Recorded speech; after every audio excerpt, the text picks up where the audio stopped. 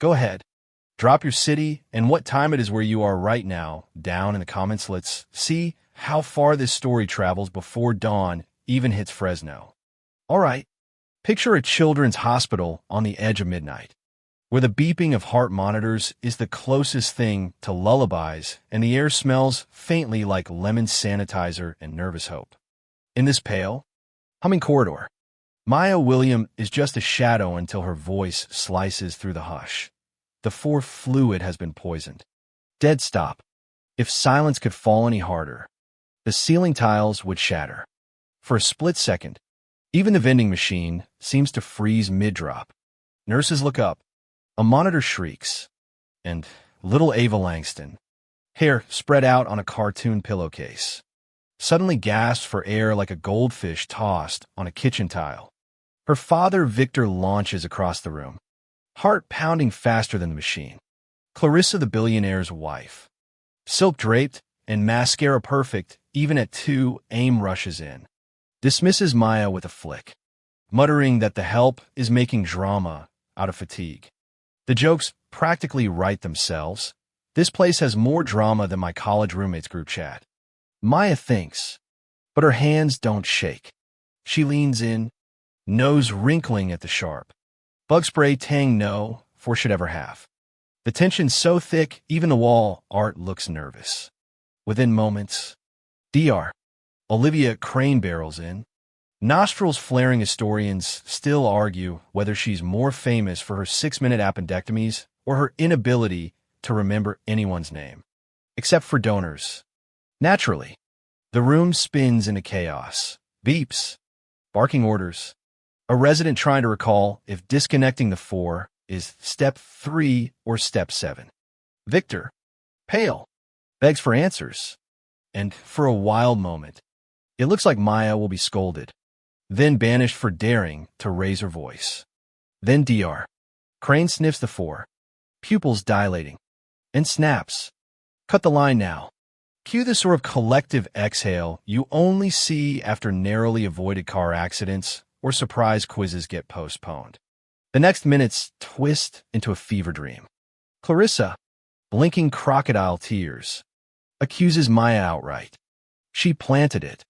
Check her bag, she wails, snatching up Maya's faded backpack and dramatically producing a capped syringe and a half-used vial.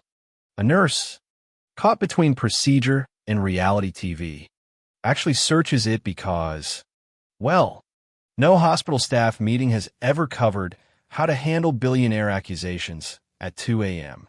Suddenly Maya is on the defensive, the outsider in a room where even the walls seem to whisper. Just another maid trying to make herself a hero. 2 security guards appear, uniforms starched so stiff they squeak.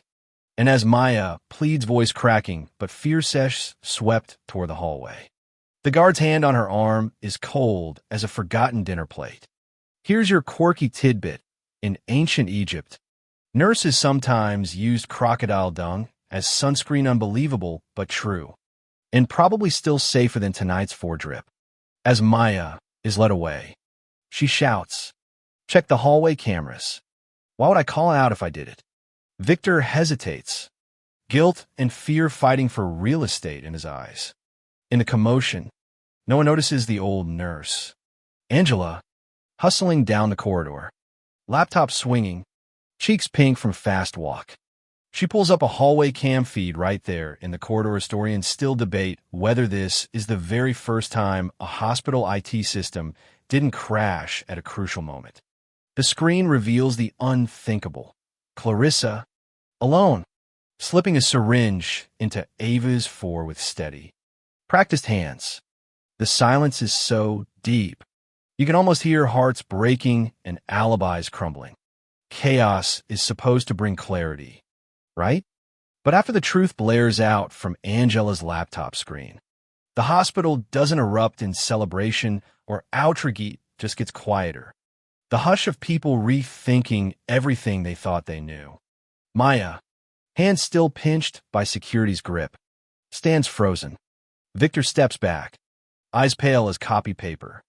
And for one awkward moment, even Clarissa can't decide whether to faint or double down. She goes with option C, claims the video is edited, and for her encore, lunges at Maya in a spurt of pure, undiluted fury.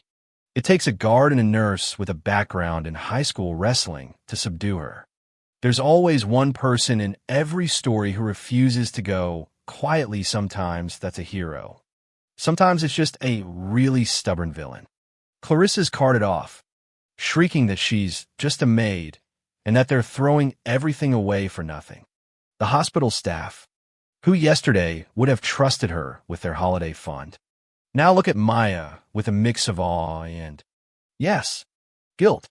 Victor can barely meet her eyes. Later, when Maya is released from detainment, the wrists marked, her pride a patchwork of bruises. Victor tries to thank her.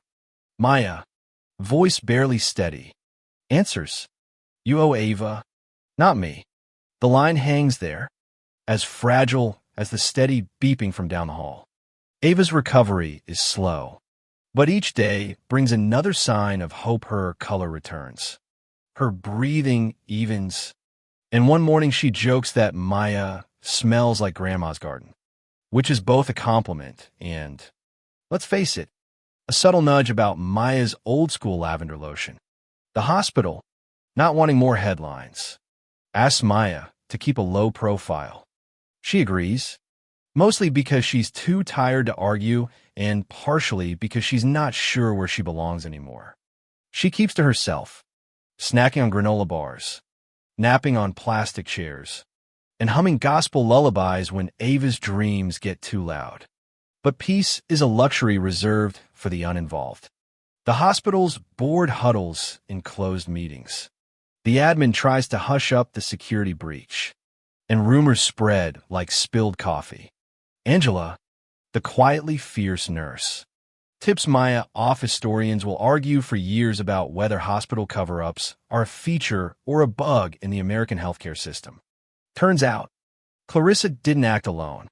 A logistics officer, Dana Norville, gave her access to locked pharmacy rooms. It's always the quiet ones, right? As Victor and Maya scheme using her old badge to dig through entry logs.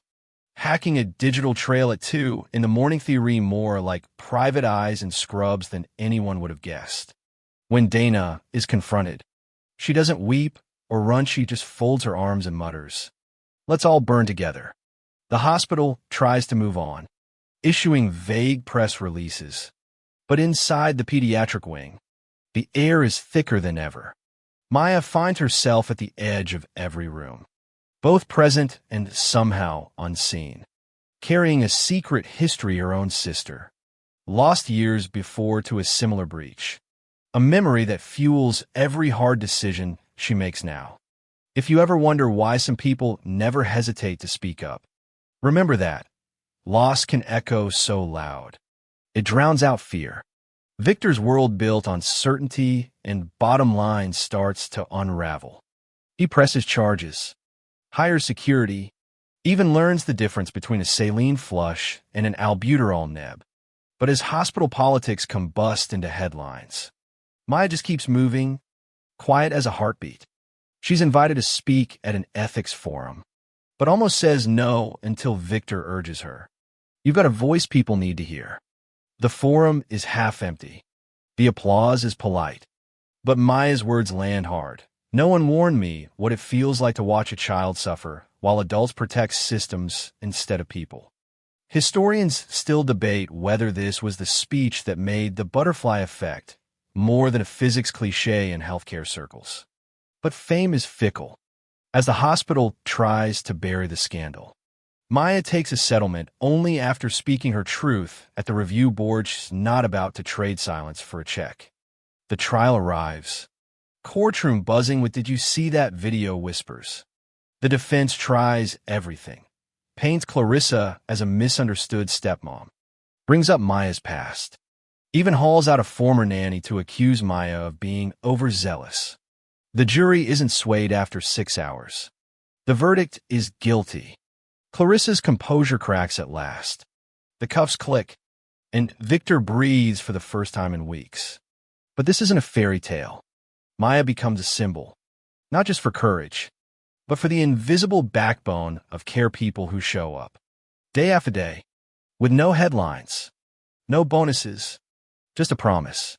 She launches the Butterfly Tree Project. No one quite agrees whether that name was inspired by Ava's tree dream or the ancient notion that one gentle act can shift a storm.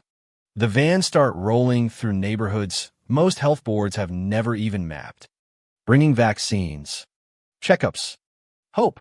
There's laughter and sticker charts and awkward jokes about Maya's stubborn refusal to upgrade her phone. It's not a flip, but it flips out sometimes. As the vans multiply, the opposition does too. Audits, sabotage, even a break-in that leaves nothing stolen but plenty threatened. Yet every attack seems to fertilize new routes, more donors, more volunteers, more courage.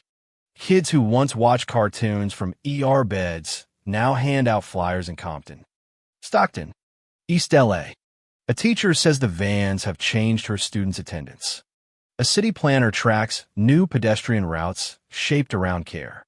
Maya trains young leaders, teens like Elena, who once hid her dreams, now speaking at regional boards, spreading seeds of hope where nothing used to grow. Quirky fact: mobile clinics in the U.S. have been known to use pet therapy llamas to draw out anxious children. A strategy Maya nearly tries until Angela vetoes it. We can barely fit the coolers, let alone livestock. When the system fights back, Maya doubles down, bringing her message to Congress this time. No chash, no sham. The butterfly vans become arteries of trust. They survive rainstorms, rumors, more audits always showing up, always growing. In every data chart, every line of volunteers, you can see it. When roots are deep enough, no storm can sweep them away.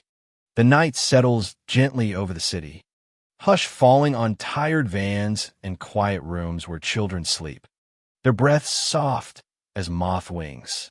Maya leans against the cool metal of the mobile unit, feeling the day's worry ease from her bones. The air smells like rain and distant gardenias.